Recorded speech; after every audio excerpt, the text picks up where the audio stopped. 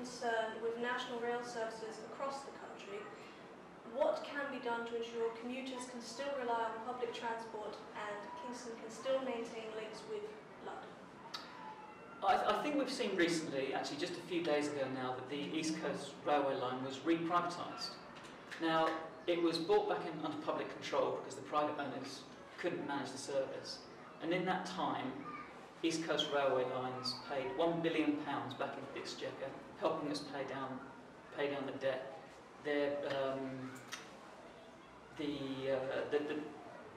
The trains were on time, a lot better than most private companies have been, and the fares were frozen. That was a really successful model, and incredibly, that operator that had been successful on the East Coast line wasn't even allowed to bid.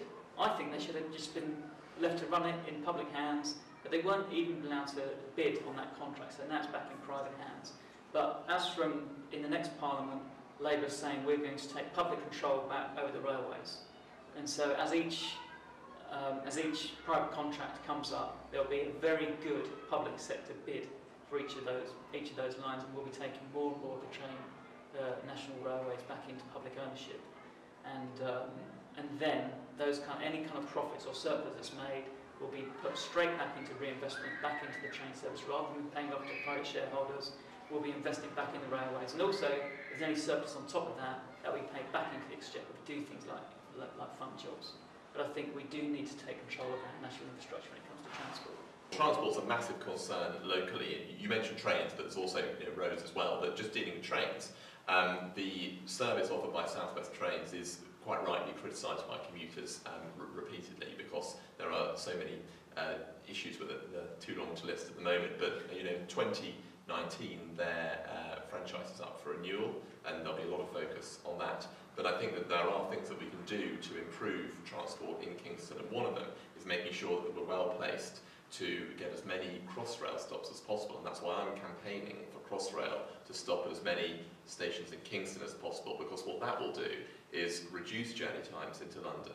It will increase the number of services and thereby reducing overcrowding, and there'll be a massive benefit to people in Kingston, both people wanting to travel to and from London for work, but also people that want to come here to do business. So while we want to encourage people to use trains and to use cycling and to walk to work if they can, you can't get away from the reality that a number of people use cars and will continue to use cars.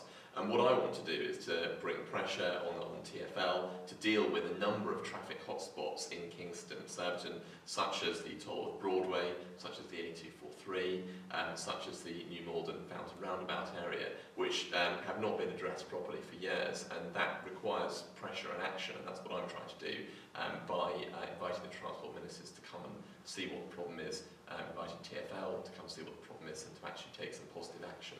I think that the main parties, so the Conservatives and the Lib Dems and Labour, are very out of touch with the voting base on this question. So a YouGov poll recently showed that something like 65% of the British public support renationalisation of British Rail, the rail services in general. And that's the same across the board. So even 52%, I think, of Conservative voters believe that the public transport system should be run for people and not for profit. And that's the position that we take. So we stand with that kind of 65% of people in the country who believe that public transportation should be kind of nationalised for the rail services, but also the bus services and the ferry services, so that we can have an integrated public transport system that's low pollution and low impact public transportation system. I think, one of the most important things that we need to consider in maintaining links between Kingston and London is the rail fares.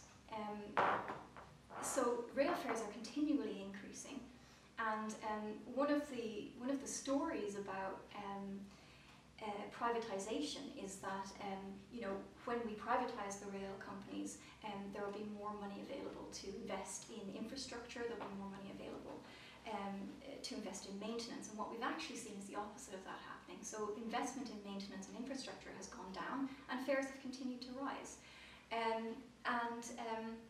I think that at the very least, what we should be doing is capping rail fares.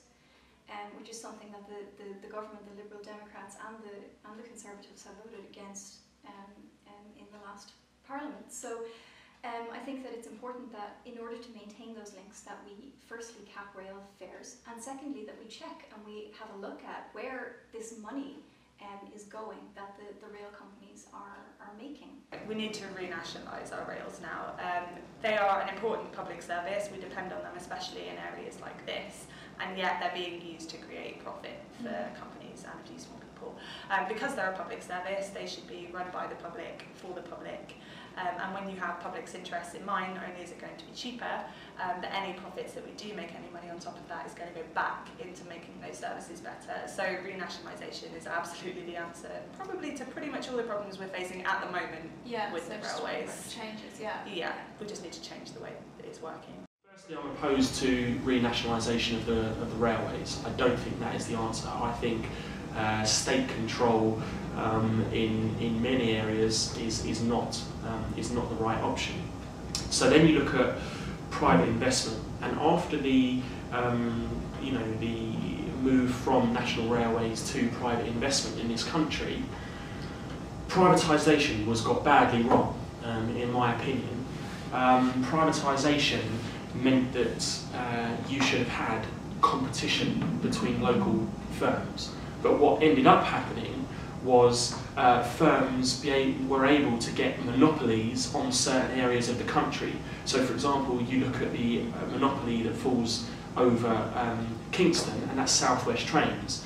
Now, there is no competition to South West Trains on that route from Kingston into London, as you said.